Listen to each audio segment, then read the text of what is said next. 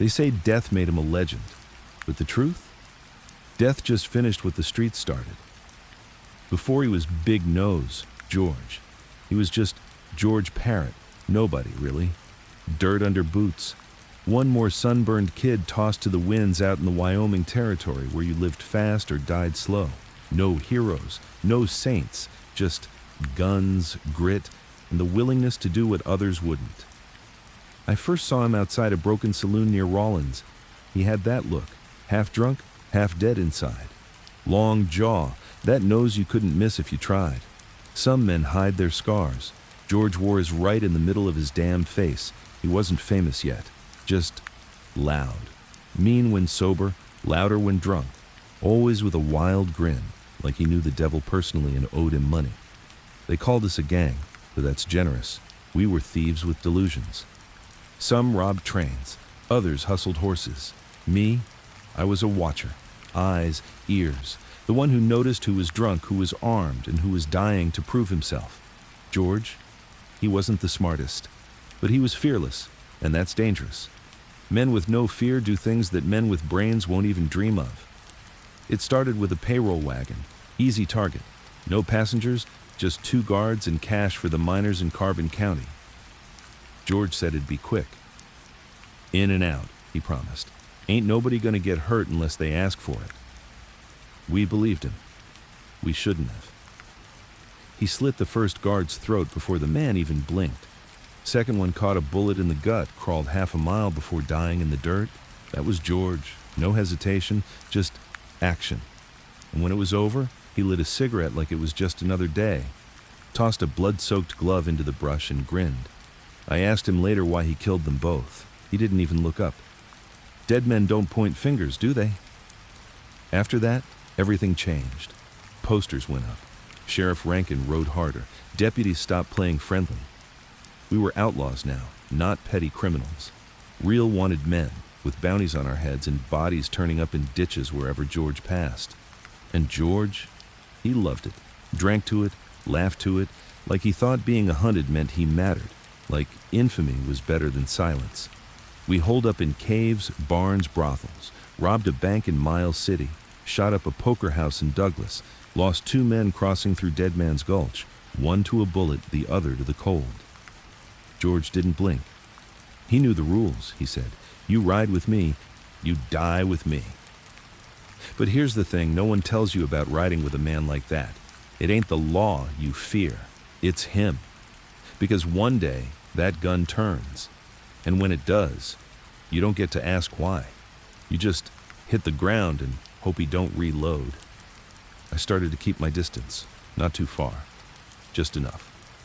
Then came the doctor, the ambush, the betrayal.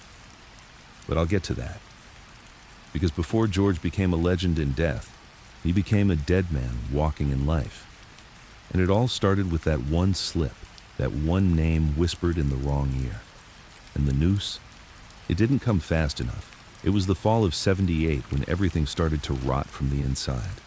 The gang was still intact, or so we thought. The air out in Carbon County was dry, full of dust and secrets, and the buzzards were circling long before we knew someone had started talking. George, as usual, was riding high. He had this twisted idea that the more violent we got, the more respected we'd be. We were getting careless, hitting places too close to each other, moving too fast. George thought the chaos kept us safe. I thought it was going to get us all hanged. The last job we pulled before it all went bad was supposed to be clean, a hit on a Union Pacific payroll cart. We had done it twice before, smooth, in and out, but this time, something stunk. I remember the morning like it's burned into my damn bones. We were hiding out in a rotting cabin near Medicine Bow, half our crew snoring through hangovers, the other half smoking and playing cards. George sat by the fire, sharpening his knife. That same twisted grin tugging at his face like it had been stitched there by the devil himself. "You boys ready to make some real money?" he asked, not even looking up. No one answered. We were tired. Half of us wanted out. But no one says no to George. You say no, you go missing. We rode out before dawn. Fog covered the plains like a wet sheet. The kind of cold that gets inside your joints and makes you question every life choice that brought you there. And then it happened. We waited in the brush near the tracks, just like always. But the moment that train slowed down, I knew it wasn't right. No guards on the cart, no engineer waving, just dead silence. Like the whole damn train was a setup, and maybe it was.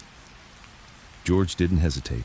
He stormed the cart like a damn animal, kicked in the side door, and found nothing. No cash, no crates. No bodies, just an empty steel box with a single slip of paper pinned to the wall. Tick-tock. That was it. 2 words. Tick-tock. When George saw it, he stopped smiling.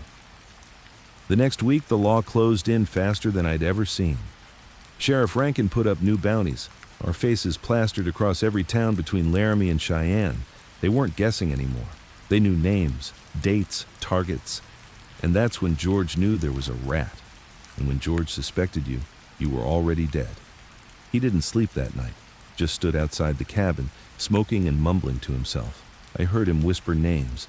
Elmer, Lefty, Hank, Jed. Then he paused.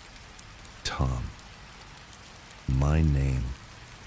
I swear my heart stopped for a second. I sat up in the corner of the room, hand quietly drifting to the gun at my hip. I wasn't going to let George bury me for a crime I didn't commit, but it wasn't me he was looking for. It was Coon Jim, the lookout. Quiet guy, loner, never spoke much, never stayed drunk too long. But George had seen him talking to a stranger in a saloon 2 nights before. That's all it took. The next morning, Coon Jim's body was hanging from a cottonwood. No trial, no questions, just a note pinned to his chest with George's knife. Loyalty or death? But here's the thing. After that, nothing got better. In fact, it got worse. Because Jim wasn't the snitch. The real snake was still crawling, still talking, and the next time he opened his mouth, he'd bring the devil right to our door. About 2 weeks later, a man named Dr. Thomas Maggie showed up in Rawlins. He wasn't local. Came in on a train from the east. Young guy, clean hands, fancy boots. Said he was here to help with the railroad expansion, a medical overseer, whatever that meant. George didn't like outsiders, especially clean ones. We watched him from a distance. He rented a room above Miss Molly's, the local whorehouse that doubled as a watering hole for half the town. Harmless, we thought. Until one night, after George had too much to drink, he pulled me aside with that look in his eye. Cold, clear, like a man staring at a ghost he couldn't kill. He's here for me, he said. I didn't ask who. I already knew. We followed the doctor the next morning, not for fun, not for curiosity, but because George had a plan. That's when we saw it. Dr. Maggie, the outsider, had been meeting with Sheriff Rankin. Not once, not twice, regular. Always at the edge of town, never too long. It didn't make sense. What the hell was a doctor doing talking to the sheriff? George was convinced the doctor was using his travels to track outlaw movements, reporting, feeding the law. Pinkerton, he said through gritted teeth. He's one of them. Now, I didn't know if it was true, but at that point it didn't matter. George believed it, and that meant blood was going to spill. He waited until nightfall. Rode out with 2 men, Jake Taylor and Billy McGraw, both mean as hell and just drunk enough to do whatever George told them to. They found the doc riding back from Carbon, alone, unarmed. They ambushed him. I wasn't there for what happened next, but I heard the story from Billy before he died a year later in a saloon shootout. Said George pulled him off the horse, pistol whipped him until his face was pulp, then tied his hands behind his back with barbed wire. Who sent you? George kept asking. The doc just groaned, spit blood, didn't say a word. That only made George angrier. Billy said George kept beating him, using the butt of his rifle, a belt, even hot iron from the fire they built. Hours passed. Still, the doc never said a word. Jake got nervous, told George maybe he had the wrong guy. George snapped, shot Jake in the foot just to shut him up, then turned back to the doc, eyes wild, and said, "You think you're untouchable? You think you're smarter than me?" Then he pulled out his knife. The doc's body was found 5 days later by a group of cattlemen near Elk Mountain. or at least what was left of it. Face bashed in, fingers broken, throat slit. Someone tried to bury him, but the animals got to him first. His clothes were shredded. Boots gone, gun missing. It was clear he didn't die fast. Sheriff Rankin lost his mind, called in the feds, wanted George dead or alive, no more games, no more warnings, and that's when the real snitch panicked, because he knew George would start cutting throats again. That snitch, and I ain't naming him yet, made a deal. He told Rankin everything, the hideouts, the stash, the men, and worst of all, he told them where George was going next. You ever see a man run out of luck? It doesn't happen in a bang. Not always. Sometimes it's a quiet slip, a whisper in the wrong ear, a gun that jams, a horse that stumbles. For George, it started with the doctor's death and ended with him walking right into a town that had already dug his grave. But that's for the next part. Because before he hung, before he became a damn pair of shoes, he still had a few more men to bury. There are men you ride with because you trust them, and there are men you ride with because you fear what they'll do if you don't. George was both. And when a man like that starts losing grip, it ain't the law you gotta watch out for. It's the ones holding the rope behind him, waiting to see when the king falls. After the doctor died, things went quiet. Too quiet. That's when I knew something was wrong. George didn't slow down. He never did. But the world around him did. The saloons weren't talking. The women weren't smiling. And the lawmen, they had this look like they already knew the ending to the story. We were holed up near Rattlesnake Pass in a cave only coyotes knew about. 7 men, 2 horses per man, barely enough food to keep a mule alive. George was pacing like a caged animal, wearing a hole into the dirt floor. Nobody wanted to say it, but we all felt it. Someone talked. The kind of heat we were feeling didn't come from a missing doctor. This was organized, calculated, like someone had drawn a map straight to our lungs. Someone's breathing through both sides, George said that night, and I'll find out who. We all sat there, every one of us pretending like we weren't the rat. Now, I know what you're thinking. Why didn't I leave? Why didn't I just run? Let me tell you something straight. You don't run from men like George Parrott. You disappear after he's dead, not before. Because if he even thinks you're leaving, he'll slit your throat in your sleep and ride your horse out of camp wearing your damn boots. So I stayed, mouth shut, eyes open, and watched as he started picking us apart. The first to go was Billy McGraw. The poor bastard was stupid, but not a snitch. George didn't care. He'd seen Billy talking to a U.S. Marshal 2 towns back. Truth was, Billy was just buying whiskey. But that didn't stop George from dragging him into the woods and putting a bullet in his belly. Billy didn't die fast. I heard his screams echo through the canyon like a goddamn banshee. Next morning, George came back alone, blood on his boots and no explanation. "Don't look at me like that," he said. "Ain't no one clean out here. Better to burn 'em before they turn." We all nodded like scared dogs. And that's when I saw it. Tommy Caldwell, skinny, twitchy little bastard, his hands were shaking. Not from cold, from guilt, from fear. George didn't notice, but I did. And it all clicked. See, Tommy was the only one who didn't know about the cave until 2 days before we moved in. He was new, joined us after the Salt River job, said he'd done time for rustling, knew how to shoot, said all the right things. But he never bled with us, never got his hands dirty, always watched from a distance, just close enough to seem useful, just far enough to never catch blame. And when the doc's body was found, Tommy had gone hunting rabbits that day, came back clean, no meat, no blood, just a stupid grin and a shrug. That son of a bitch was the snitch. But I couldn't just say it. George didn't trust anyone, and if I pointed a finger without proof, I'd be next in the dirt with Billy. So I waited, planted seeds. One night, as we sat near the fire eating beans and dried meat, I casually asked, "Tommy, didn't you say your cousin was a sheriff down in New Mexico?" He froze. George's eyes narrowed. "I said he used to be. Got fired." That's so?" I said, acting dumb. "Funny, because I swear I heard someone say your name when I was in Rawlins. Said a Caldwell was feeding info." Tommy laughed, too loud, too fast. No, that ain't me, he said. Just a coincidence. George didn't say a word, just stared. Next morning, he sent me and Lefty out to scout the trail to Fort Steele. We were gone half the day. By the time we came back, the air smelled different, like something had burned. Tommy was gone. So was George. We found them about a mile down the gulch. Tommy was tied to a stump, face swollen, shirt ripped open. George stood over him, holding that same rusted knife he used on the dock. He confessed, George said. Tommy was still breathing, barely. You know what he said, Tom?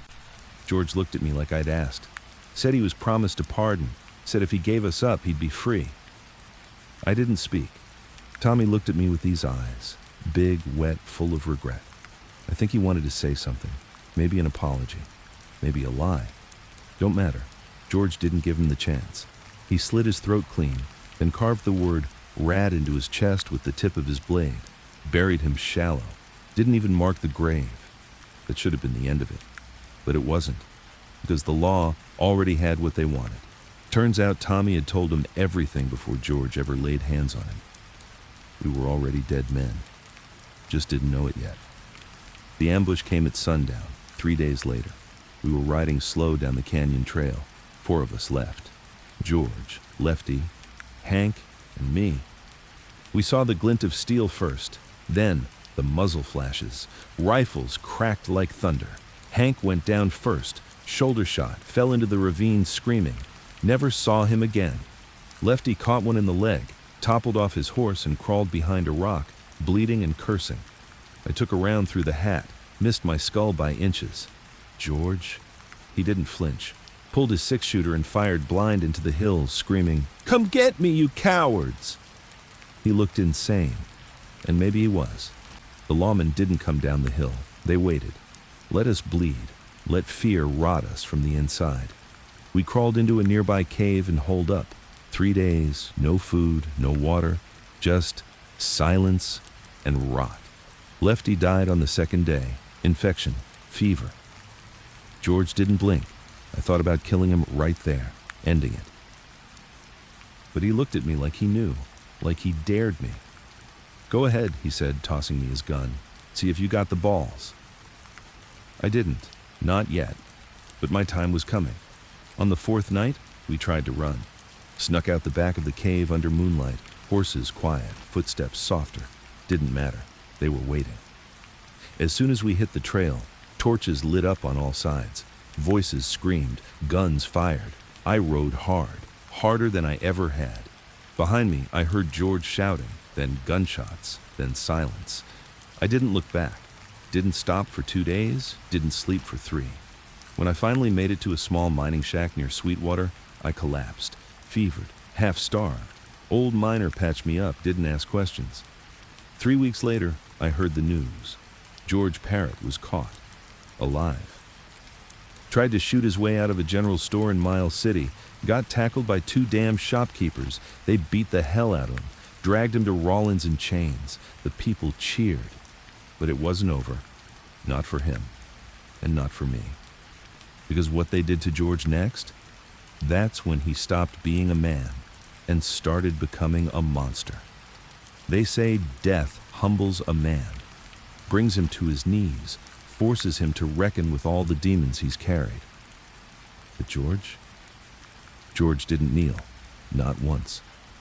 When they dragged him into Rollins, beaten half to hell, ribs cracked, both eyes swollen, he was still grinning.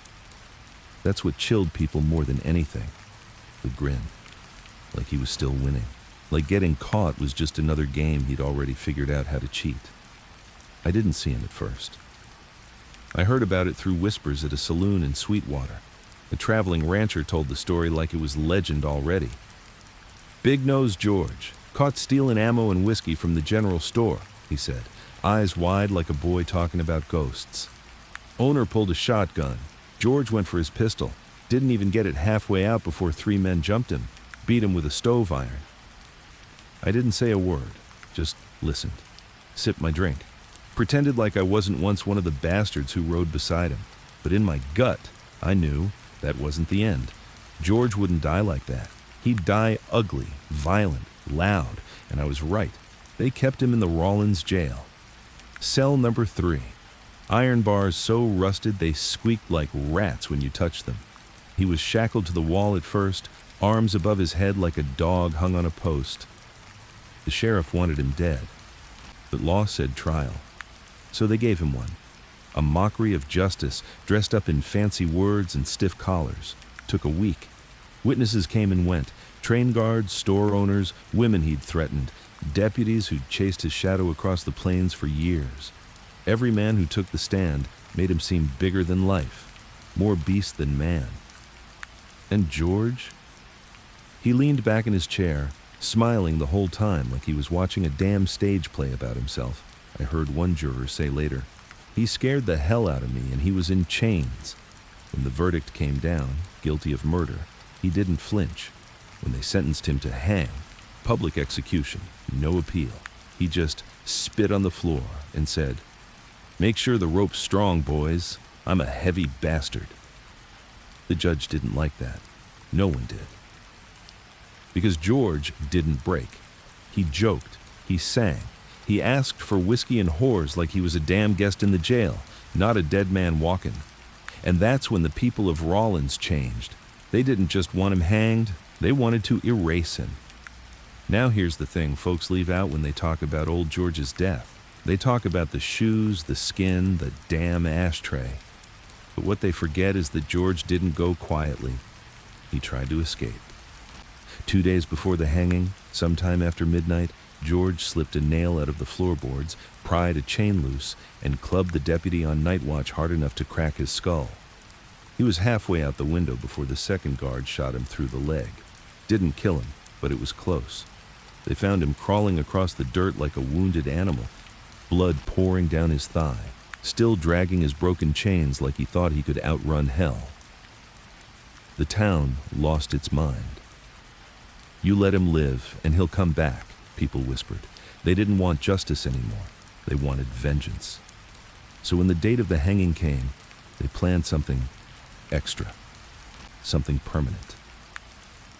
April 2nd, 1881. Cold wind, clear sky, not a cloud in sight. They marched him out at dawn. No priest, no prayer. George asked for a cigar and got one. Smoked it slow, calm. Said to the sheriff, "You ever wonder what comes after this?" The sheriff said nothing. Crowd was quiet, too quiet. They walked him to the gallows. But when they reached it, they found the trap door broken, rope snapped. Some said it was an accident. Others whispered it was sabotage. Either way, it didn't matter. The sheriff turned to the crowd and said, "Then we do it ourselves." They dragged George back to the jail. No one spoke, no official words, no final meal. That night, a group of respectable citizens broke into the jail. Doctors, businessmen, even the town's undertaker. Tied George down, strapped his arms to the floor with leather belts. He laughed when they did it. "Gonna cut me up, boys? You want to see what makes me tick?" They said he was mocking them right up until the chloroform-soaked cloth hit his face. He went limp, breathing shallow. And that's when the horror began. Dr. Thomas Maggie and Dr. Osborne, 2 local physicians, had petitioned to take George's body for medical research once he was hanged.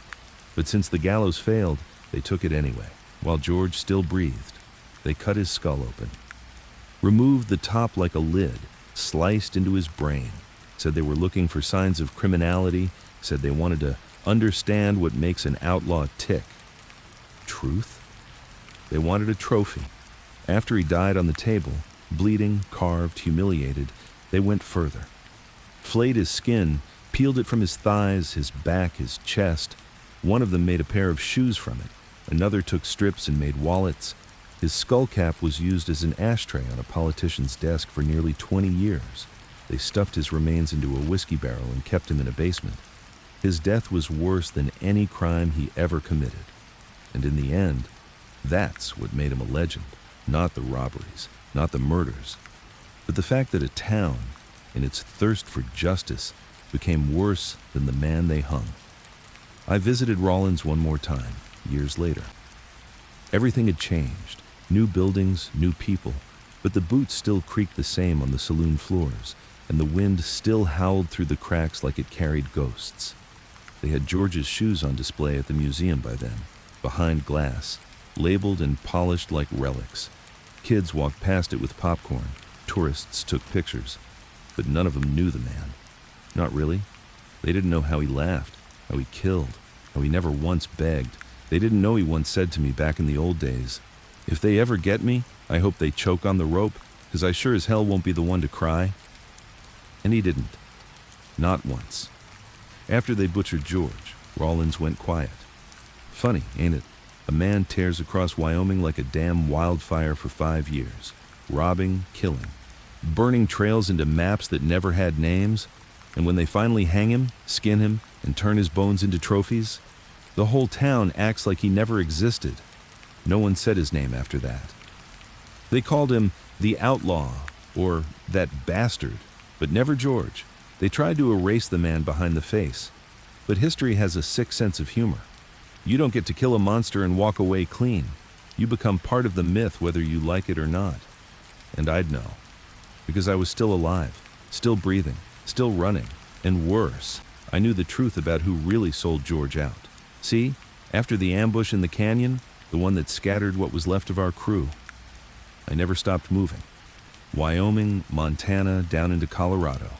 I slept in barns, shivered under rocks, ate worse than a stray dog, changed names twice.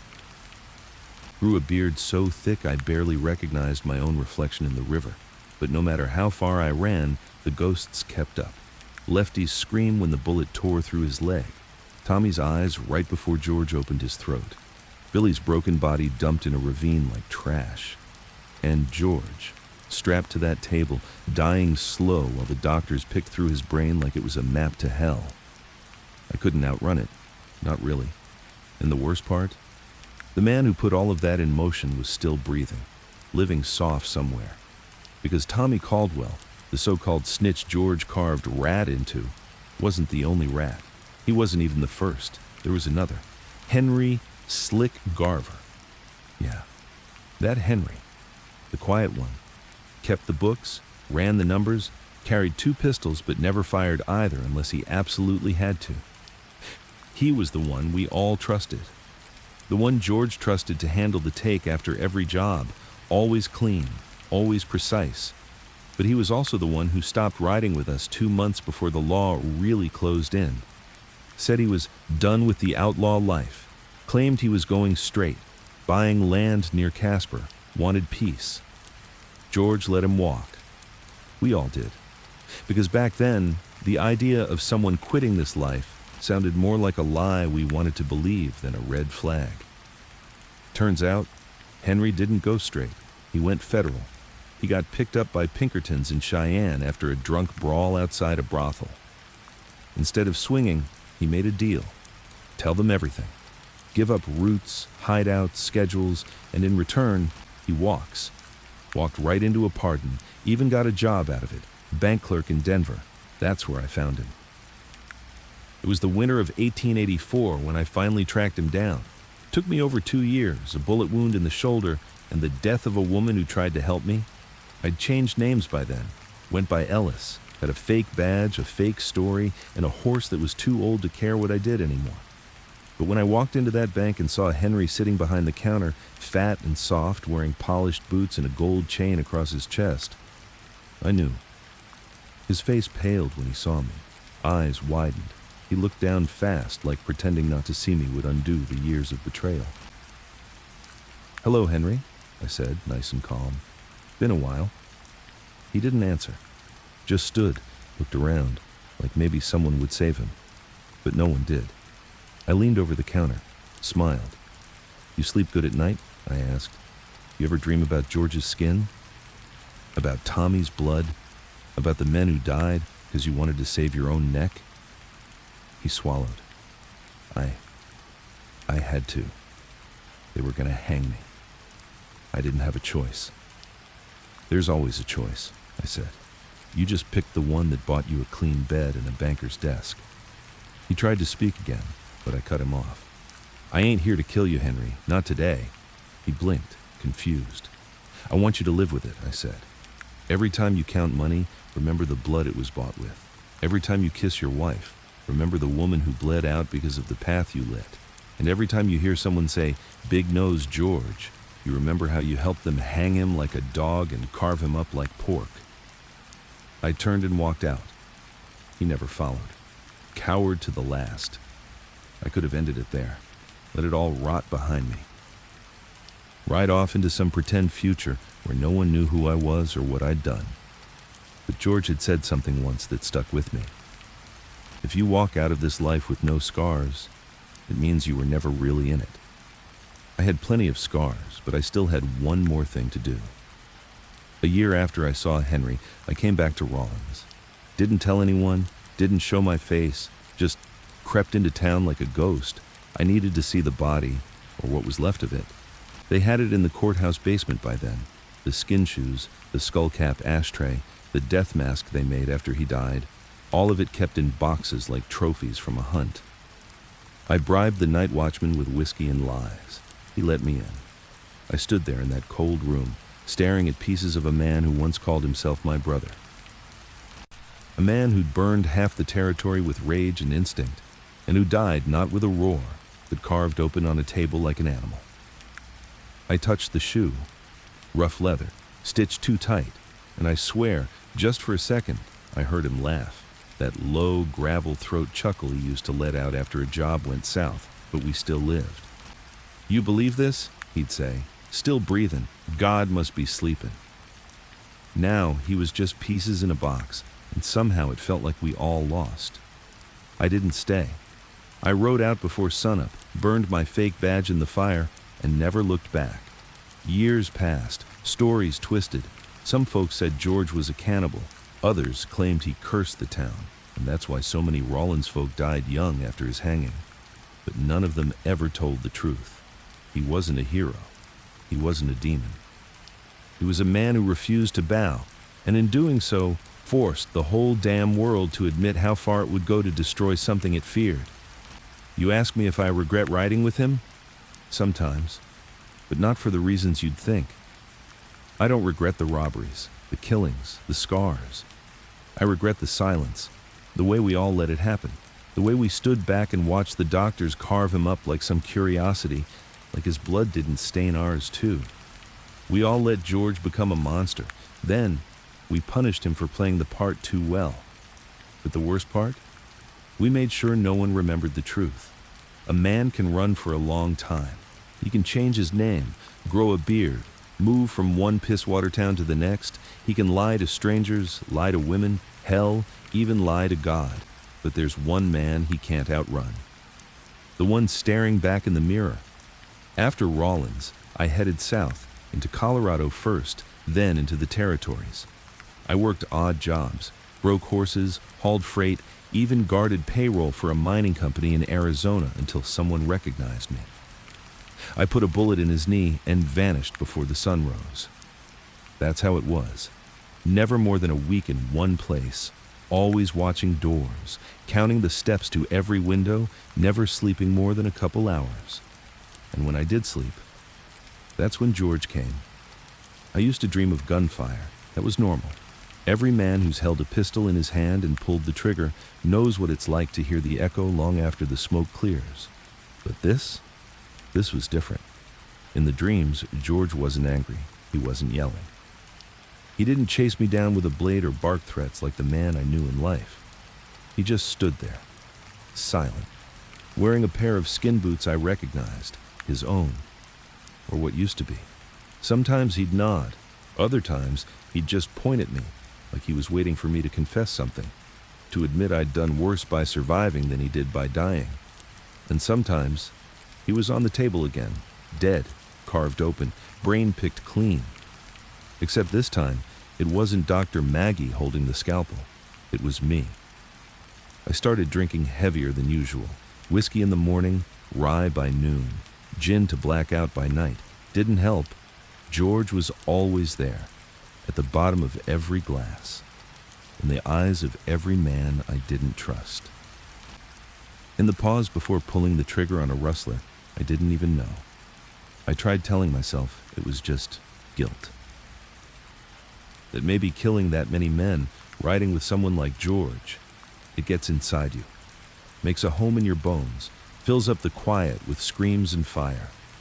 But deep down, I knew better. George wasn't just a man. He was a curse. I landed in a dry patch of New Mexico by the spring of '85, a mining town with a name I've long since forgotten and a saloon that smelled like rat piss and wet wood. They needed a bouncer, someone who could crack skulls and throw out drunks without asking too many questions. I fit the bill. First month was easy. Most of the local trouble knew better than to test the man with the dead eyes. I was quieter than the rest, but not soft. Didn't take long before the bartender, an old Apache named Clay, started calling me Ghost, said I moved like one, talked like one too. I didn't argue. But one night, the dreams came back worse than before. I'd passed out behind the saloon after drinking half a bottle of stolen absinthe some idiot outlaw left behind. Woke up gasping, hands shaking, shirt soaked through with sweat. Dream had been sharper this time. George wasn't standing anymore. He was sitting on the edge of the bed right in front of me. Same crooked nose, same broken teeth, same scar above his eye where a shotgun shell grazed him outside of Cheyenne. But this time, he spoke. "You still think you got away, don't you?" I didn't answer. Couldn't. "You didn't run far enough, Tom," he said, calm like a preacher in a storm. "You think just 'cause I'm rotting in a box you get to live clean?" His eyes shifted, dead and wide. Then he leaned forward. "I should have killed you first." I woke up choking on air. The next few weeks blurred. I stopped eating. Couldn't hold it down. My hands wouldn't stop shaking. I beat a man near to death just for brushing my shoulder. Broke his jaw in 3 places. Told the sheriff he was reaching for his pistol. He wasn't. I just saw George in his eyes. They didn't arrest me.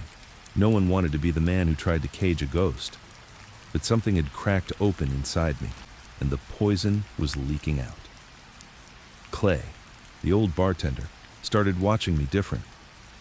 One night when the saloon was empty and I was nursing my 7th drink, he sat beside me, lit a cigar, and said something I never forgot. "You carrying a shadow, friend, and it ain't just memory." I laughed. "Hollow? You believe in ghosts?" He nodded, slow. "Not the kind that go boo in the dark, but the kind that live in a man's chest. The kind that eat from the inside." He looked at me, real slow, like he already knew what I'd done, who I'd been. What was his name? I didn't want to say it. Saying it felt like opening a coffin, but it slipped out. "George." Clay didn't flinch. "Did you bury him?" I stared at the bottle in front of me. "No, the town did." Clay tapped ash from his cigar. "Then that's why he's still walking." That night, I didn't dream. I saw. Woke up in the middle of the desert. No memory of walking out of town. Just me, the moon, and the wind. And there he was. George. Same grin, same boots. He didn't speak this time, just handed me a shovel. Behind him there was a plot of land, unmarked, dry, cracked, a grave with no name, and I knew what I had to do. I left New Mexico the next day, didn't say goodbye.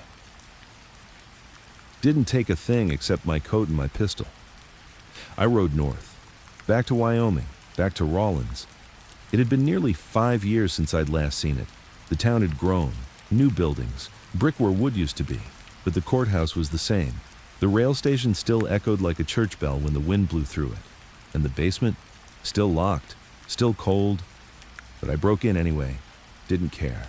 I found the box, the shoes, the skull, the nameplate that said, "Exhibit Big Nose George Parrott," like he was some damn circus act. I sat on the floor and stared at it all. And for the first time since the canyon, since the screams, since the gallows that failed and the skin that didn't, I wept. Wept like a man being peeled from the inside. Not for George, not even for the gang, but for me. For the man I used to be. For the one I buried every time I told myself I survived. They say a man dies twice. Once when he breathes his last breath, and again when no one speaks his name. I realized that night George only died once, because I'd been speaking his name every night in my sleep, every time I lit a fire, every time I touched my pistol and waited for the ghost to show up again. But maybe, just maybe, if I did what had to be done, he could rest.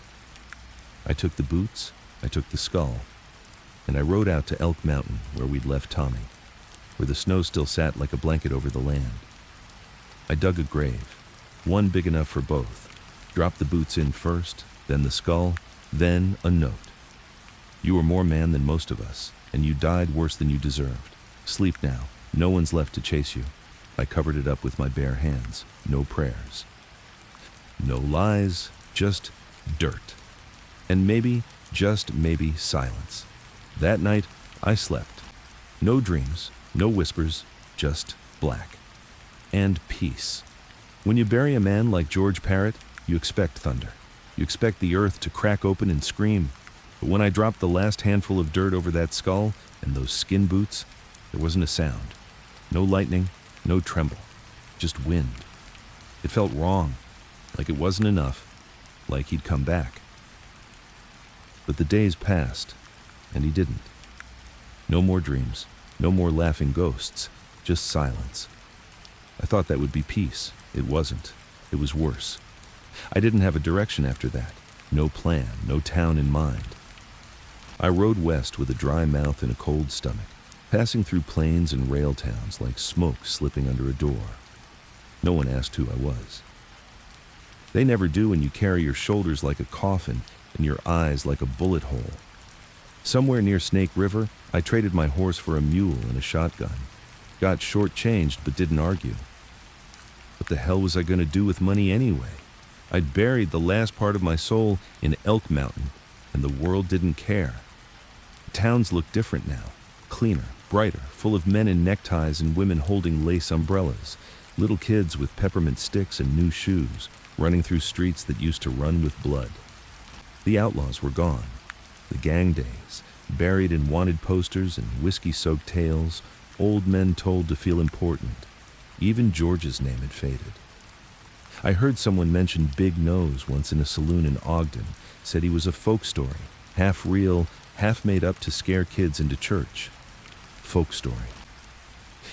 They'd turned a man who killed 20, robbed trains, gutted snitches, and got skinned like an animal, into a campfire ghost. I nearly spit blood when I heard it, but I didn't say a word, just finished my drink and left. Sometimes I slept in the hills, other times in barns where the animals made better conversation than the folks in town. I had one old dog follow me for 3 days, ragged thing with half a tail and eyes like he knew where I'd been. I named him Whiskey. He didn't mind.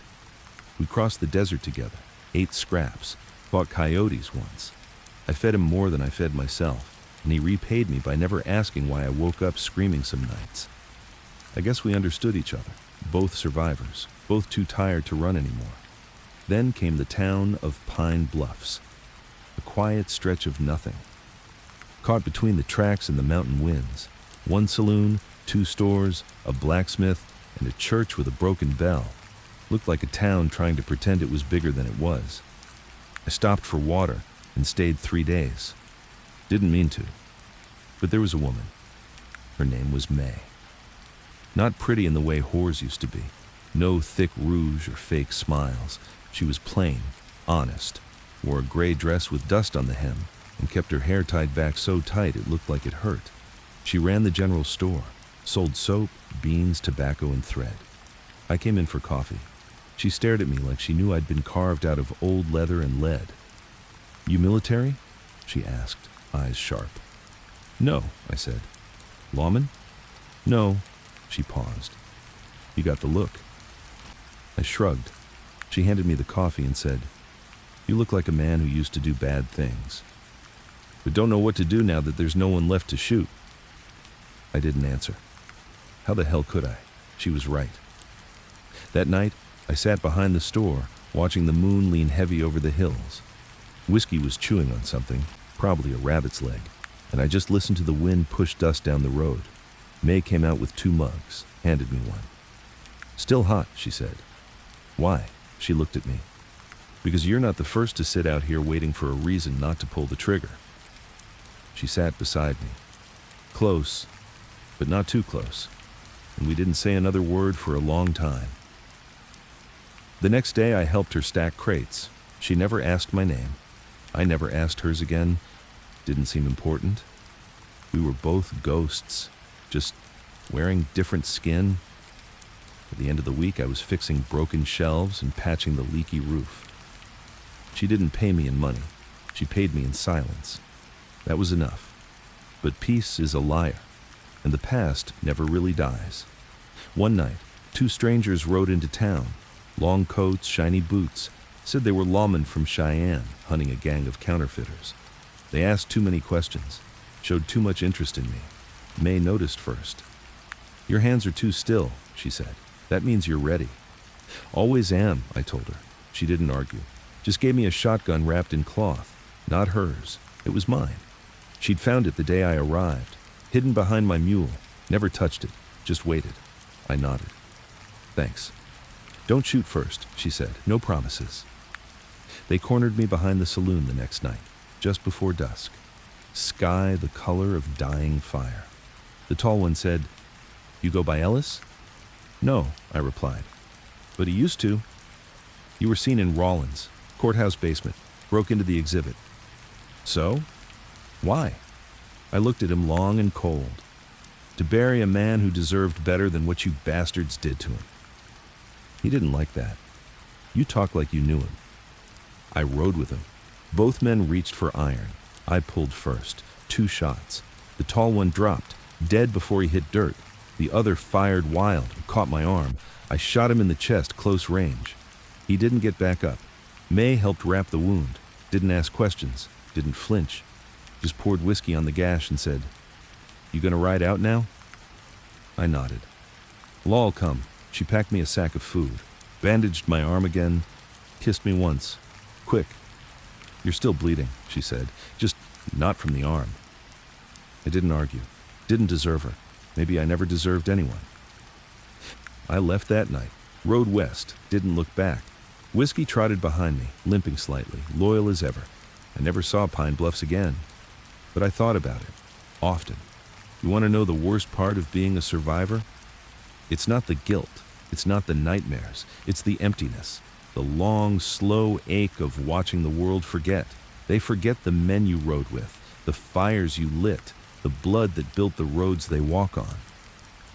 George became a ghost, then a joke, then a souvenir. The gang became smoke, and I became nothing. Just a man with a dying dog and a saddlebag full of silence. But I'm still here. And someday someone will dig up the bones again, and they'll ask, who was Big Nose George? And I hope someone out there says, he was a bastard, a killer, a thief. But he died a man. And if they ask about me, tell them nothing. Let them wonder if I was real. Let them wonder if maybe somewhere out in the desert there's still a ghost on horseback, riding beneath a black sky, chased by no one, haunted by everyone. The ride west after Pine Bluffs wasn't quiet. I'd killed 2 men in the street, shot one of them dead before he could even finish a sentence. The other bled out twitching like a busted snake. I didn't feel bad about it, but I didn't feel good either. I didn't feel anything. That's what scared me most. I kept to the back trails, avoiding main roads and rail lines, riding through the dry guts of the country where no law dared wander. Every tree looked like a gallows, every hawk like a spy in the sky, and every night I waited for George. But he never came again. No dreams, no whispers, not even silence. Just nothing. Whiskey, the dog, was getting slower, limp worsening. He wouldn't eat unless I hand-fed him, and sometimes even then he'd just look at me, like he was tired of the ride, tired of the world. Maybe I was too. I reached a town called Drybone, a half-dead settlement clawed into a gulch in central Wyoming. Population couldn't have been more than 30. Dust in the lungs, salt in the wells, air thick with heat and regret. I tied my mule outside a saloon with no name and walked in like I belonged, because in places like Drybone, that's all it takes to be left alone. The bartender didn't look up, just poured me a glass of brown water and slid it across the counter like it weighed nothing. No one spoke. Good. I didn't want to talk. That night, I dreamed again, but it wasn't George. It was me. The me I used to be. 20-something, black hat, clean boots, laugh like thunder.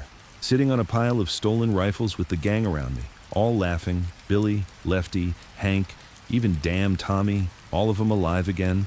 But I wasn't laughing. I was just watching. And then the dream shifted. The rifles became bones. The campfire went cold, and the men one by one turned to ash right before my eyes. Only I remained, mouth full of dirt, hands covered in skin that wasn't mine. I woke with a start. Whiskey was gone. I staggered outside, still drunk from the night before, shirt stuck to me with sweat and blood from the stitches in my arm. I found the dog maybe 30 yards from town, stiff, cold, no signs of violence, just stopped breathing. I buried him with my hands. No shovel, no stone, just dirt. And for the first time in years, I cried. Not loud, not like a child. Like a man who's forgotten what tears were even for. That same afternoon, someone came looking for me. Not a lawman, not a bounty hunter, an old man, wearing a priest collar and a six-shooter on his hip. Said his name was Father Callahan, but he moved like a soldier. He didn't preach, didn't bless. He just sat down beside me outside the saloon and said, "You're the last one, aren't you?" I looked at him, narrowed my eyes. "What do you mean?" "I was there," he said. "Rollins, the hanging, the skinning, the whole godless mess." I didn't speak. He kept going. You know what the town said afterward? That justice had been done, that God had smiled on the gallows. But I didn't see justice that day. I saw fear. I saw vengeance. I saw men pretending they weren't monsters by cutting up another one and calling it holy. I lit a cigarette. He waited. Then he asked the one question no one had asked in a decade. What happened to the others? I looked him dead in the eye. "They're all dead," I said. "Every last one. Except you." I didn't answer. He nodded. "That's a heavy thing to carry." "It should be," I said. "It better be." Then he surprised me. He pulled out a photograph. Old, cracked, faded. But I recognized it immediately.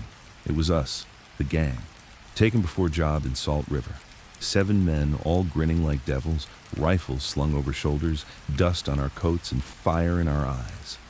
I hadn't seen that photo since the day it was taken. "Where'd you get this?" I asked, voice low. "George gave it to me," he said. "The night before the escape attempt. Told me to hang on to it. Somebody might want to know the truth someday." I stared at that photo for a long time. And for the first time in years, I saw men. Not monsters, not myths. Men, flawed, violent, broken, but real. Not museum relics, not punchlines in saloon stories. And the guilt hit me like a damn freight train. "You know what they're doing now?" he said. "Who?" "The state. Historians. Politicians. They're sanitizing it, making it clean, calling it necessary. There's even talk of turning George's story into a hero's tale." I scoffed. "He wasn't a hero." He nodded. "No, but he was a man. And they're trying to turn him into something he never was, something easy to understand, something safe." He leaned forward, eyes sharp. "But you remember. You saw it all." "I did." "Then tell it." I laughed, short, bitter. "Tell it to who? No one wants the truth. They want the story." He shrugged. "That's what I thought too. Until I started hearing your name again. My blood turned cold." "What name?" "Ellis, Tom. Whatever you're calling yourself now. Doesn't matter. Folks in Rollins still remember. Some say you come back every few years, digging holes, leaving bones, whispering to ghosts." He let that settle, then said, "There's a man looking for you." The name hit me like a gut punch. Henry. I hadn't thought about him in a year, not since Denver, not since I told him to choke on his silence. "He's still alive?" Father Callahan nodded. richer than ever, owns a rail company now, but he's not hiding anymore. Tells folks he was an informant who helped end the last great outlaw gang. I could taste bile in my throat. He even wrote a book, the priest added. It's coming out next spring. I stood. Where is he? San Francisco. Good. You going to kill him? I didn't answer, because I didn't know. I left Drybone that night, didn't look back, didn't bury anything this time, just rode west into the wind, into the fire I knew was waiting. Because George wasn't the only man who needed burying. And maybe I'd been wrong all along. Maybe it wasn't George's ghost that haunted me. Maybe it was mine. The train rolled west like a slow heartbeat, cutting through the mountains with a whistle that sounded more like a cry than a song. I sat in the back of the third-class car, hat low, coat heavy, boots dusted from Drybone. The man across from me smelled like coal and fear, shifting every time I tapped my fingers on my knee. He could feel something was off. Most people could. When you've taken lives, when you've watched a man's last breath leave his mouth like smoke, something stays with you. It shows in the way you sit, the way you look at doors. The conductor never asked for my name, just punched my ticket and moved on. Smart man. I arrived in San Francisco in a rainstorm. Biggest city I'd seen in years. Smelled like rot and perfume, piss and expensive whiskey. Buildings so tall they looked like they were trying to reach out of hell itself. Horses choking in smoke. Street kids running barefoot through alleyways like rats. The whole place felt like a lie, like the kind of town that promised clean hands but kept its knives under the floorboards. Henry Garver fit right in. I didn't go straight to him. First, I watched. Found a boarding house on the south end near the docks. Cheap, faceless, loud enough to hide in. Rented a room under the name Jonas Watts, a drifter from Kansas with a busted shoulder and no opinions. 2 days in, I had eyes on Henry. His house sat like a temple on the edge of Knob Hill. White stone, big windows, clean porch with potted plants and a door you could knock on without getting shot. He wore silk now, gray suit, gold chain, his beard trimmed, his hair oiled, and a smile made of liar's teeth. The first time I saw him, he was stepping out of a carriage with a woman on his arm. Younger, soft, clean. Not a whore, a wife, maybe a second or third. She looked at him like he was a king, and he smiled like he believed it. He'd done it. Slick Henry, the man who once shoved a blood-soaked satchel under my feet in the middle of a shootout, was a gentleman now. He shook hands with bankers. He tipped his hat to priests. He laughed with the mayor outside a theater. The same hands that once looted corpses now wrote history. I bought his book, 10 cents at a market stall near Union Square. Taming the Frontier, My Life Among Outlaws and Lawmen, by Henry Garver. Foreword by a U.S. Senator. Back cover quote by a preacher. Inside, a goddamn fantasy. He painted himself as the reluctant hero, the man who infiltrated the gang, claimed he joined George to stop him, that he fed the Pinkertons information for years before helping orchestrate the takedown. Lies, all of it. George never suspected Henry because Henry was quiet, not clever. And when the bullets flew, Henry hid. But the book sold like fire. He wasn't just a liar, he was becoming a legend. I read every page, tore through it like it owed me something. He named all of us, Billy, Lefty, Hank, even me, only changed the names just enough to keep the lawyers out. Said I was a feral marksman from the Missouri border, unstable, violent, likely a Confederate deserter turned mercenary. He said George was brilliant but deranged, a devil in boots, and that Henry only survived because he prayed every night and held on to the light. I nearly put a bullet through the page, not because it made me look bad, but because it made George look weak. That night, I sat in my boarding room and stared at my revolver. Same one I'd used at Salt River. Same one I'd buried in the desert twice and dug up again. I thought about walking into Henry's mansion, shoving that barrel down his throat and blowing the top of his skull across those potted plants. But then what? Another ghost? Another grave? Another name turned into another myth? No. If I was going to end this, it had to mean something. and that meant Henry had to be seen for what he really was: a rat, a coward, and worst of all, a man who rewrote the truth while the rest of us bled. So I made a plan. 3 steps. Step 1, get close. Easier than it should have been. Henry still ran a weekly lecture, book reading he called it, at a social hall downtown. A dozen rich folks sipping wine while he spun yarns about the Old West, dramatizing gunfights he never fought and men he never looked in the eye when they died. I walked in wearing a clean shirt, a coat that didn't stink, and a beard trimmed just enough to pass as someone else. He didn't recognize me. Of course not. He'd forgotten us the moment he cashed the first check.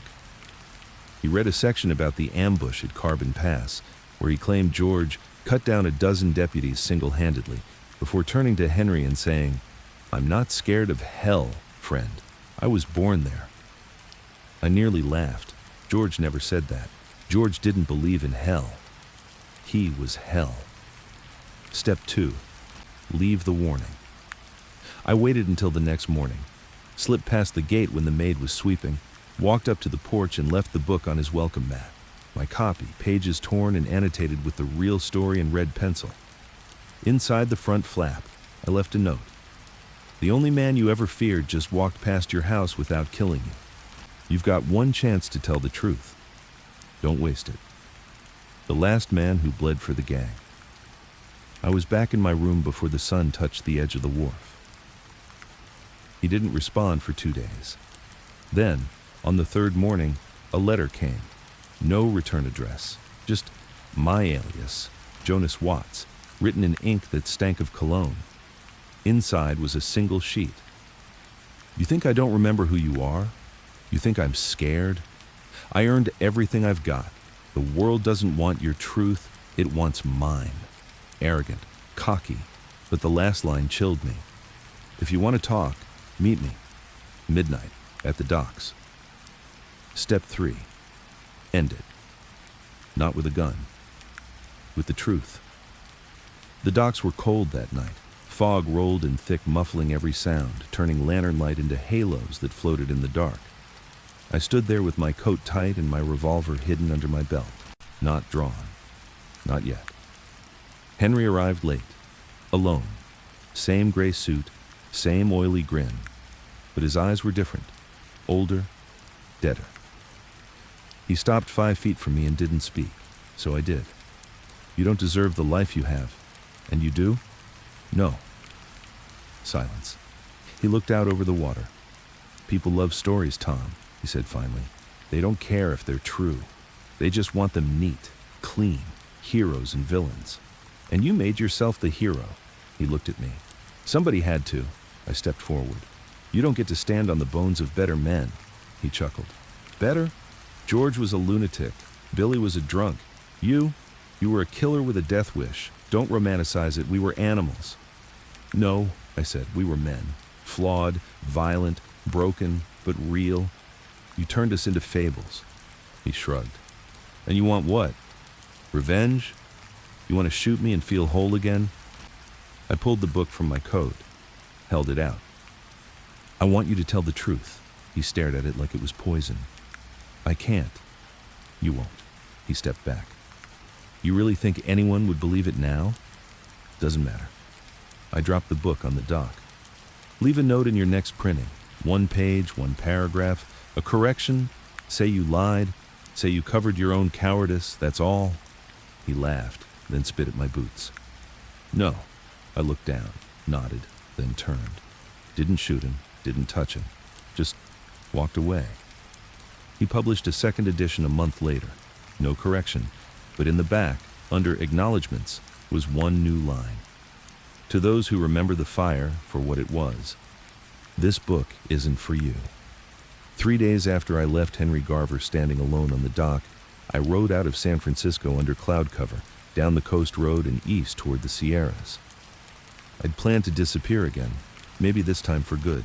Let the cities choke on their lies and drown in the stories they'd twisted into trophies. But something followed me. You know the feeling. That itch on the back of your neck. The sound of a twig breaking half a second too late to be the wind. The moment you realize you're not alone. even when no one's there. I'd spent 20 years running from lawmen, bounty hunters, Pinkertons, and ghosts. This wasn't that. This was something else. The first sign came near Hangtown, a mining relic turned tourist trap for drunk prospectors and rich Easterners looking to play cowboy. I'd stopped for supplies, a new canteen, saddle wax, and a half-dozen cartridges. The clerk barely looked up as I paid, until I saw him freeze while wrapping the ammo. He stared at my hands, then said quietly, "Fella came through here yesterday asking about a man with hands like yours. Burned scar on the thumb, tobacco-stained fingers, said he'd be back." I nodded, left the ammo, and vanished into the hills. Second sign came the next night, camped beneath a ridge just past Dust Creek.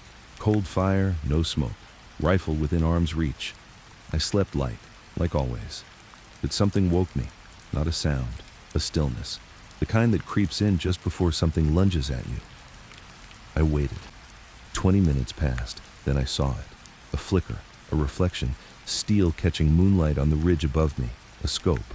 I didn't move, just closed my eyes a little tighter and rolled slow, reaching for my rifle, counting heartbeats like seconds.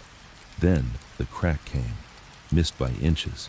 I rolled again, fired twice, once high, once low, and heard the shuffle of boots on stone.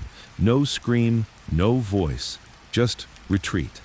They weren't bounty hunters. Bounty hunters announced themselves. They weren't lawmen. Lawmen don't miss. This was personal. Someone was watching, tracking, and now they were ready to kill.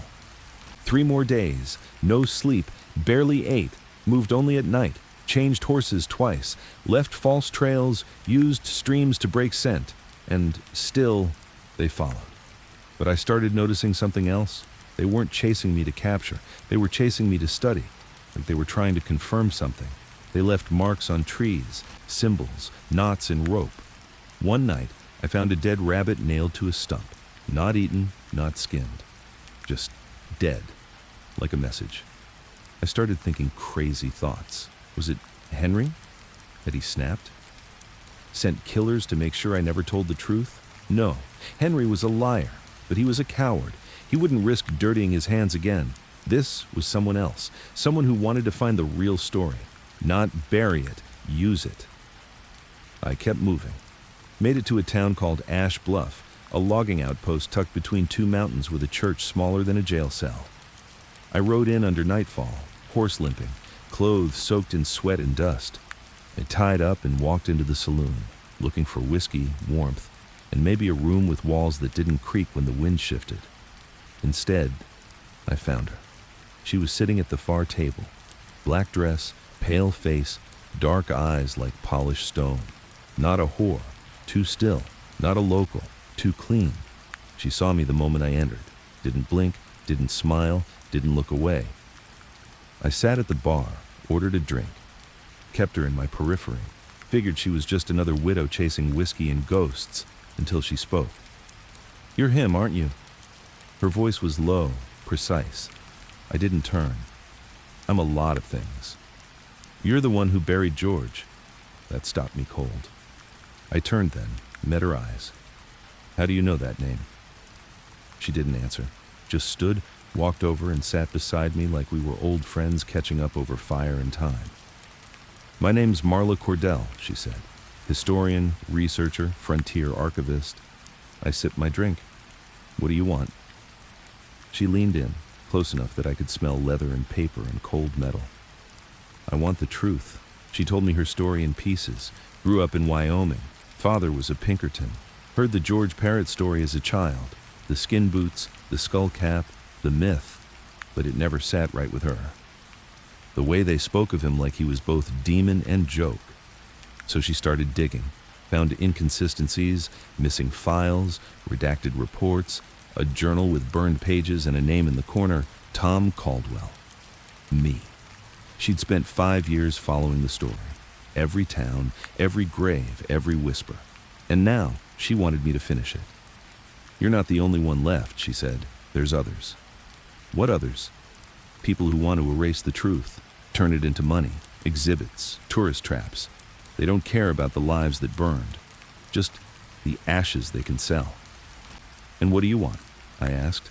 She looked me dead in the eye. I want to burn them instead. I didn't trust her, not at first. But she showed me her journal. Inside were photos I'd never seen, copies of letters between officials. Stacks of evidence that Henry had bribed state archivists to sanitize his past, wiped the bounty on his head, turned him into a consultant for the Federal Railroad expansion. She had names, dates, places, and she had mine, the last truth standing. Why now? I asked. Because they are planning a memorial, a statue, a museum exhibit in Rawlins. They're going to put Henry Garver's name in stone, call him the father of frontier justice. They're even talking about naming a courthouse after him. I stared into my glass. What's George get? She didn't blink. A warning sign outside the museum. Beware the savage West. I should have walked away, could have disappeared again. But that night I stood on the edge of town, staring at the stars, and I heard George's voice again for the first time in months. They forget fast, don't they? And I knew what I had to do. I'll tell you everything, I told Marla the next morning. But not here, not yet. She nodded. There's one place left, I said, where it all started, where he became what he became. Where? Elk Mountain. We left that afternoon. She rode a borrowed horse. I rode an old one with new shoes. We didn't talk much, just rode under the sky, toward the place where ghosts don't whisper anymore. They scream. There are places where the air hangs heavier than it should, places that feel wrong in the bones, like they were made for burying things no man wants to remember. Elk Mountain is one of those places. It doesn't just sit on the land. It presses into it, like a wound that never healed. Even the trees seem twisted here, bent from the wind maybe, or from what they've seen. The grass doesn't grow right. The sky is always gray, even on clear days. And the wind sounds like it remembers you. I'd buried George here, years ago, tossed dirt on his skull and the boots they made from his skin, left him under rock in silence, thinking that maybe he'd finally rest. But George never rested, and neither did I. Marla didn't say much on the ride up. She knew better. Some things ain't meant to be spoken over. She just followed my lead through the trees, her saddle creaking like old bones with every step. She had her journal tucked in her coat, a small revolver strapped to her thigh, and that look on her face, the one you get when you know you're about to open a door that should have stayed shut. You sure this is it? She asked when we reached the ridge. I didn't answer. Just climbed off the horse and walked to the patch of earth where the ground still held my fingerprints. The grave was shallow. Even after all this time, I could see where the soil had sunk. The marker I'd made from a broken rifle barrel was still half buried under dust and grass. I dropped to one knee and brushed the dirt away. There it was, a leather strip, faded, cracked. The last piece of George Parrott. Marla knelt beside me. You really buried him here? I nodded. No prayers, no lies, just dirt. She pulled out her journal, flipped through sketches and scribbled maps. Then she said something that froze my blood. There's a second grave here. I looked at her. What? She pointed to a spot maybe 10 feet off, near a jagged stump. I matched it to an old Pinkerton burial report. 2 sets of remains were found here in 1885. One confirmed George, the other unmarked. No skull, no skin, just bones. I stood, walked over. The wind hit me like a slap. Who? I asked. We don't know. She paused. But I think whoever it was, they died the same night as George. Maybe even in the same hands. I looked at the ground. I'd dug this soil myself. Now I realized, maybe I hadn't been the first. I told her to give me space. She walked back to the horses. I sat down on the cold earth, my hand resting on the broken leather strip like it was a crucifix. And I remembered. 1881. The night before, George died. We were holed up outside Rawlins, hunted, bleeding, half-starved. George knew the noose was coming, even if he didn't say it out loud. He kept humming this old song, a railroad tune. one his mother used to sing, before a stray bullet took her in a border skirmish outside Kansas. I remember asking him if he ever regretted it, all of it. He stopped humming, looked at me like I'd asked if he had wings. "Regret?" he said. "Ain't no room for regret in a man like me. But what if it ends wrong?" He leaned in, close. It already ended wrong. We're just walking through the echo. I never forgot that, because I think somewhere deep down, George knew. He wasn't dying because he was a killer. He was dying because he let people turn him into one. I came back to the present with a start.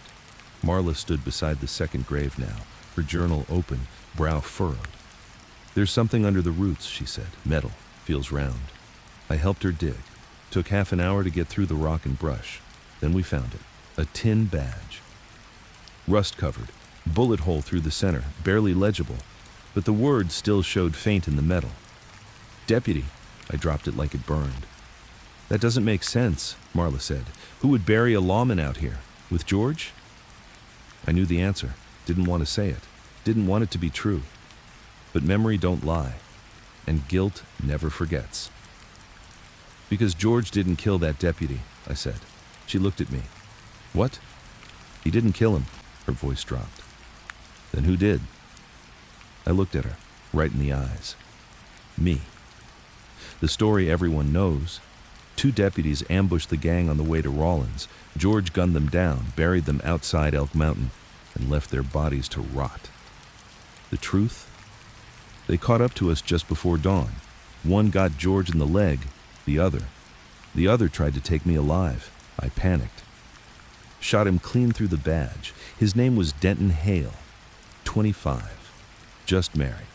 Carried a Bible in his coat and a photo of his wife and a locket around his neck. I saw it when I searched his body. George never said a word about it, just handed me the shovel. And we buried him beside the trees, together, silently, without honor. "I should have come back," I said. Marla didn't speak. I looked at the trees, at the grave, at the place where I lost something I never got back. "Every man's got a death," I said. "Some come loud, some come slow. But me, I died right there. The night I buried a lawman beside a killer." I turned to her. "You still want the truth? This is it." She wrote it all down, every word. Didn't interrupt, didn't moralize. Just let me speak. When I finished, she closed her journal and said the one thing I wasn't ready for. "You still have one more chapter to write." We camped at Elk Mountain that night. Cold fire, no noise. The wind was different now, softer, like it knew the story was finally being told. I didn't sleep much. But when I did, I didn't dream of George. I dreamed of Denton Hale, smiling, nodding, and then fading, like dust in wind. We left Elk Mountain in silence. Marla rode ahead, her journal tied tight to her saddle. I lagged behind, watching the horizon like it owed me something. The sky hung low, thick with storm clouds that hadn't broken yet, but would. That was how it always went in this part of Wyoming. Storms didn't come fast, they came slow, lurking, just like the men chasing us now. I didn't know it yet, but Marla had already sent the first draft of her findings to a contact in Rawlins, a junior archivist named James Kettering. Young, green, too eager to make a name for himself in history books no one reads until they're dead. He was supposed to hold it, keep it under lock. He didn't. He leaked it. Half the damn report, George's real burial site, the confession about the deputy, the corruption in the Rawlins hanging, ended up printed in a small academic paper out of Laramie. A paper read by exactly the wrong person, Sheriff Barton Mayfield. Barton wasn't just law, he was legacy. His father was one of the original men who'd helped drag George into custody. His uncle helped hang him. His family name was carved into the history of frontier justice, and now Marla's paper said it was all a lie. You want to see a man turn savage? Tell him his granddaddy was a coward. We were 2 days outside of Medicine Bow when we saw the first rider, dust cloud, distant figure, riding fast, alone. We ducked behind a bluff, watched through binoculars Marla carried like a lifeline. Scout, I said, he's not alone. Marla looked uneasy. We're not wanted men. I turned toward her slow. No, you're not. I am. You just wrote the wanted poster. That night we camped by a dried-up creek bed. No fire, no sleep.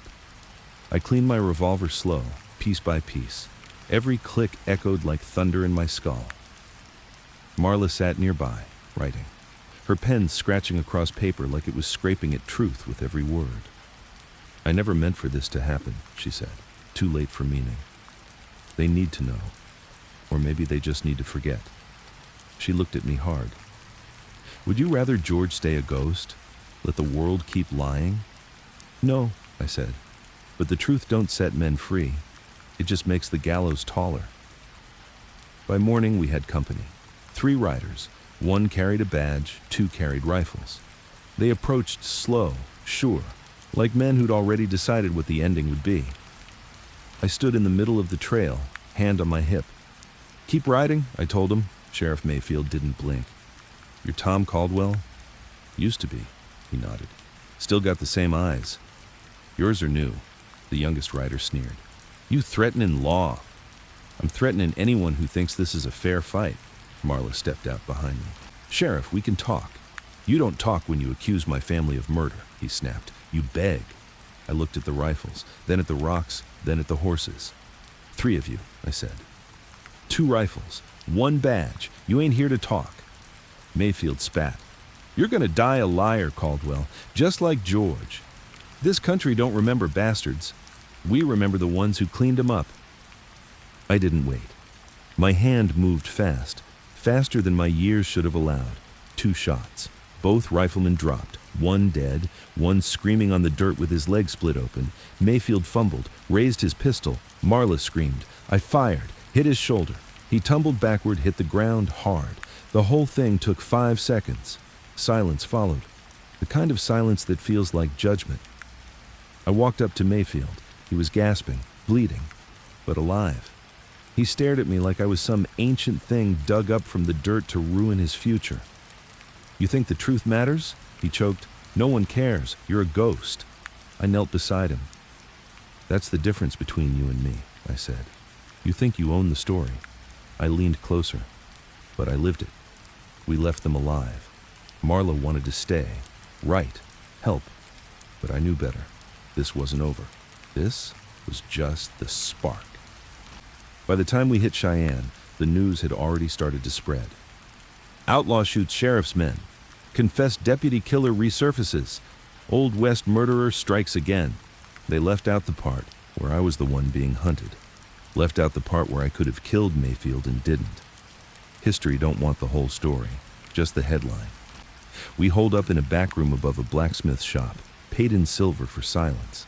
Marla worked by candlelight, going over every piece of her journal, every note, every source. I watched the window, cleaned my gun again, thought about George, what he'd say. Told you, Tom, dead men make better legends. Marla finally looked up from the papers. I can't protect you. Didn't ask you to. She hesitated. Will you run? No? She paused again. Will you fight? I looked out at the town, the rail line, the horizon that was burning with orange dusk. I don't know, I said. All I've ever done is survive. She came over, put the journal on the table. This story isn't just about George, she said. It's about you, the only one who made it out, the one who remembers. And when I'm gone, then people will know what they buried. She opened the journal to the last page. There were 2 blank lines. She handed me the pen. Write your name, she said, and write how it ends. I stared at that page. So much blood, so much truth, so much pain behind one name. And I realized I'd been dead for 20 years, but maybe, just maybe, this story wasn't about death. Maybe it was about what death leaves behind. The first bullet came through the window, didn't hit anything but glass and memory, but it was a message. No warning shot is fired unless someone already knows where you sleep. I hit the ground, rolled, grabbed my gun. Marla was still at the desk, frozen, pen in hand like she thought if she kept writing, the story might save her. Down! I barked. Another shot. This one punched through the wooden beam above her head. She dropped to the floor, journal clutched tight. "Who?" she asked. I peeked through the edge of the curtain, saw 3 figures across the alley. Long coats, wide hats, clean stances, law or worse, ex-law turned private, Pinkerton trained maybe. The kind that didn't ask for warrants, the kind that cleared stories with bullets. "Doesn't matter," I said. "They're here to burn pages, not ask questions." The back door was our only way out. I kicked it open and ran for the alley, dragging Marla by the arm, hoofed it between 2 butcher shops, down behind a chapel and through an abandoned carriage barn. Shots chased us, echoing against brick and tin. We made it to the edge of town before the horses started to move. 3 of them, black tack, no brand. They weren't chasing us, they were herding. I saw it clear then. This wasn't about arrest. This was a hit. And it was coming from someone who didn't want the truth in a courtroom. They wanted it 6 feet under. We found shelter in the hills above Cheyenne, in a half-collapsed mining shack left to time and ghosts. Marla lit a lantern. I pushed crates against the door, then I sat and breathed. "I should have burned that journal," I muttered. "No," she said, voice shaking. "They want us to believe that." "I already do." She didn't respond. Instead, she opened the book, the same leather journal that now held the real story. George, the deputy, Henry's betrayal, the lie of the hanging. My name scrawled on every damn page like a curse. She flipped to the back, then handed me a letter. I didn't send just 1 copy. I stared. "What?" "I made 3. She pulled a folded piece of paper from her coat. "One's in Laramie, 1 in Denver, and 1," she tapped her saddlebag, "stays with me." I let out a breath. Smart. And now I understood why they weren't just aiming for me. They were after her. By the next morning, we knew they weren't gone. Their campfire smoke curled into the sky 2 ridges over, not trying to hide it, just waiting. Slow hunters, confident. I counted 2 men for sure, maybe a 3rd. Didn't matter, I was done running. "What are you going to do?" she asked as I loaded the rifle. "Remind them who the hell they're dealing with." She stood in the doorway, arms crossed tight. "You know if you die, they'll just keep rewriting it." I looked at her. "No, they won't." I tossed her a folded note. Names, locations, everything I've never said out loud. "If I don't come back, you get this to Denver. Tell him Tom Caldwell finally stopped hiding." She held the note like it was made of fire, then nodded. "I will." I rode out before noon. Winds were picking up, storm brewing in the west. My bones ached, the way they always did when blood was coming. I'd killed before. Plenty. But this felt different. This wasn't justice. This wasn't survival. This was defensive memory of men who'd been turned into shadows, and one woman who was trying to shine a light where no one wanted to see. I found the riders half a mile from their camp. They were scouting, too far from the others. That was their mistake. I came up from the ridge, quiet, careful. One took a piss near a tree. I put a bullet through his thigh before he could zip up. He screamed. The other spun, rifle up, too slow. I shot him clean through the gut. Both dropped.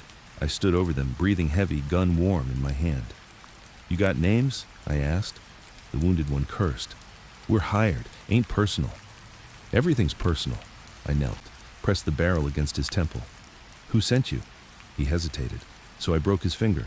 He screamed again, then muttered, "Garver. Henry. That bastard. I should have killed him on the docks. Should have broken his neck with my bare hands instead of walking away like some repentant fool." He hadn't just bought silence. He'd hired retribution. And now he was tying off the loose ends with bullets and hired men. But he'd forgotten something. Legends might die quietly, but the truth dies loud. I rode back to the shack just before dusk. Marla had her revolver out when I came through the door. Smart girl. She lowered it slow. "You get 'em?" "2, 1 more in camp. Won't be a problem." "And the truth?" I dropped the name like a hammer. "Garver." Her eyes darkened. "He's scared." "Good. Now what?" I looked at the sky. The clouds were black now. Rain would come. Blood too. "We go to Denver." It took 2 days. Long, rough days. We rode through brush and wind and cold that clung to the skin like guilt. Marla didn't complain once. She kept the journal close, like a Bible, and I kept my hand near the trigger. Denver was bigger than I remembered, busier, louder, full of men in suits and women with sharp eyes. Progress, they called it. But I saw the cracks beneath the cobblestone. Men like Henry didn't build things, they bought them with blood. We found her contact, a man named Briggs, working in the archives beneath the Denver History Society. Thin, nervous, wore ink on his hands and wire glasses too big for his face. He didn't recognize me, but he knew Marla. "You're in danger," he said the moment we entered. "They've already tried to shut the paper down." Sheriff Mayfield sent a formal protest. Garver's lawyer came in this morning waving injunctions. "Do you have a press contact?" Marla asked. "Yes, but they're scared." "Then you print it." He hesitated, looked at me. All of this, is dangerous." I stepped forward, held out the folded letter. "Add this to the story," I said. "My confession, my words, not sanitized, not polished, raw." He took it, hands shaking. That night, we sat in a boarding house above a print shop. The editor agreed to run the story in full. Name names, dates, deaths, even print excerpts of the journal. "This is going to burn things down," she said. I nodded. "Good."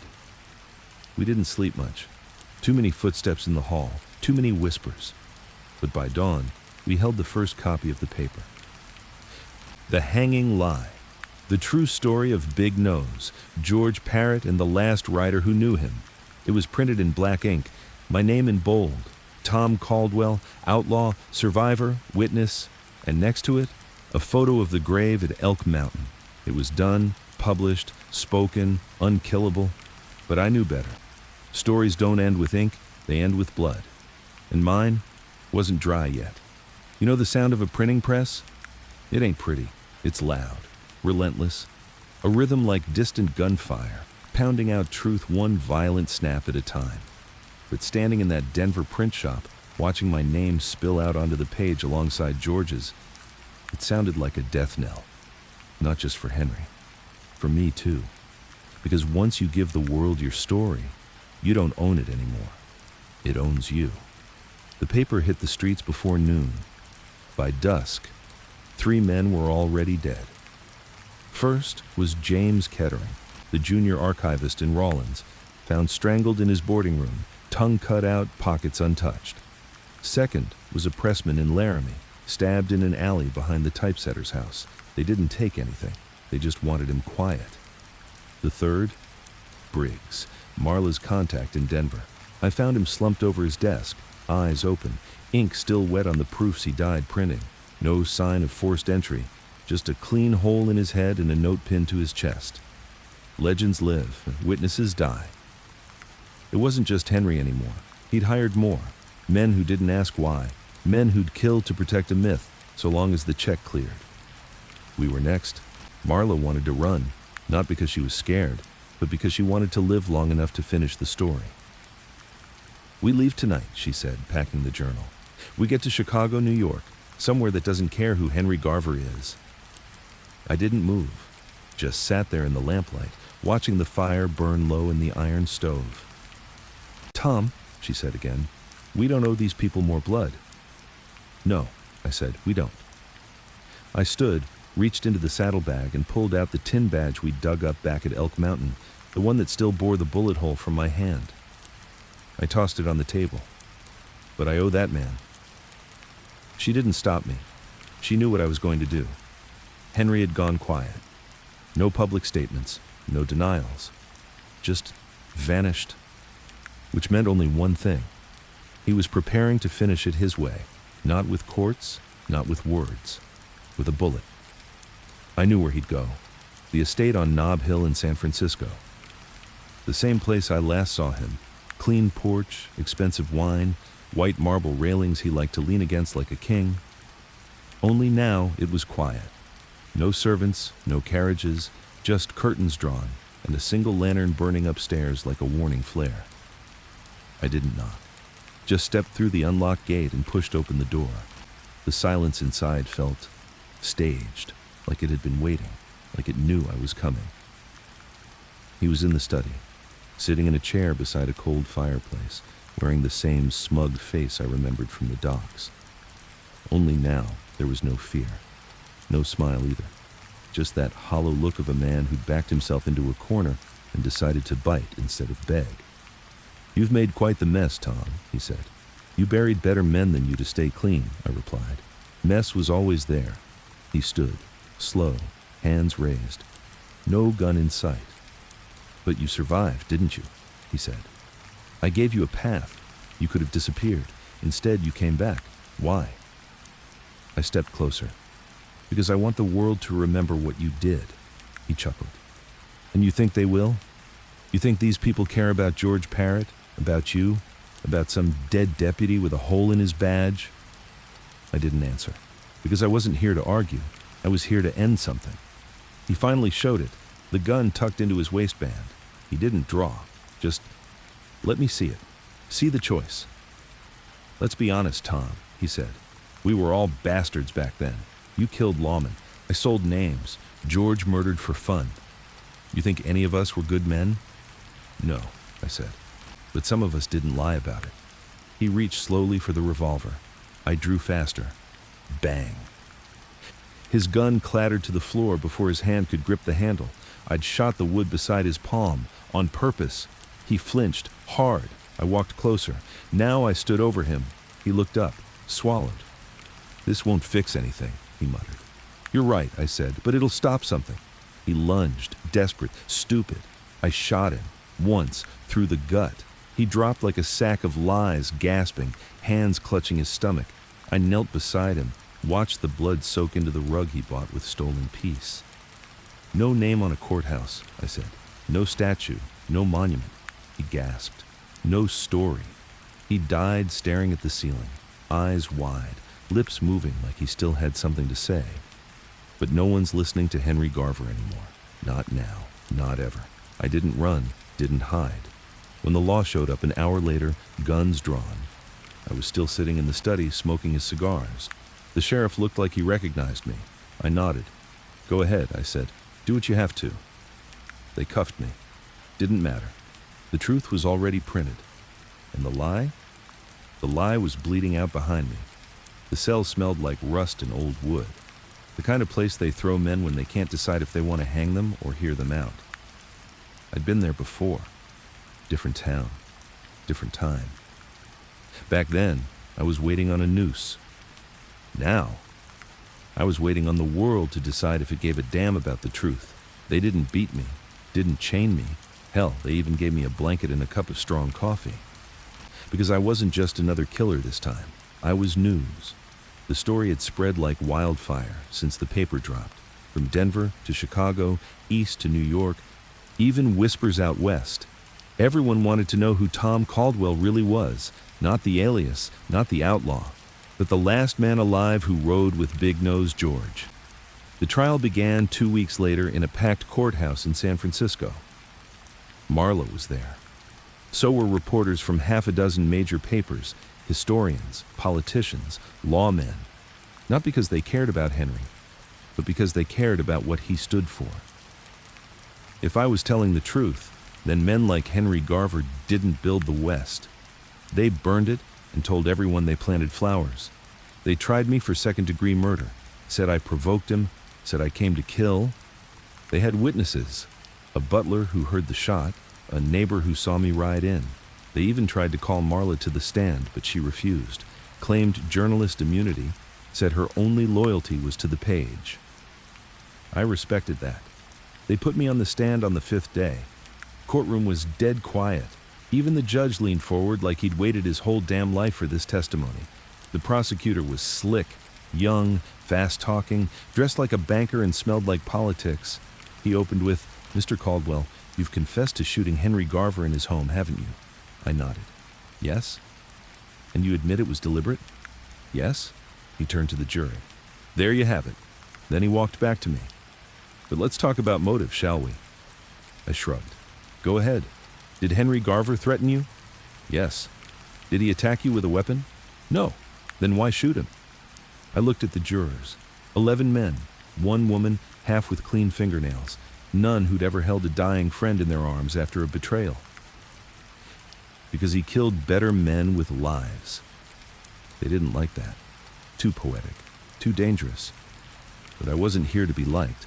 I told them about George, about the ambushes, the betrayals, the way Henry fed information to the law, got men killed, then rebranded himself a hero while the rest of us died in ditches or hung like dogs. I told them about the grave at Elk Mountain, about the deputy I shot and the one I buried. I told them about the real Garver, the coward who hid behind lawmen and wrote books with blood-stained hands. The prosecutor tried to spin it. He was a businessman, a father, a leader. I cut him off. He was a rat who cleaned up nice. The gallery loved that. Reporters scribbled like their pens were on fire. When I stepped down from the stand, I knew I'd done it. I hadn't proved my innocence. But I'd made damn sure no one would ever call Henry Garver a hero again. Marla met me in the holding room. She looked pale, eyes wide. "You swung the whole country," she said. "They're already reprinting your words. Radio's picking it up. There's a school in Wyoming canceling their Garver Memorial Lecture." I didn't smile.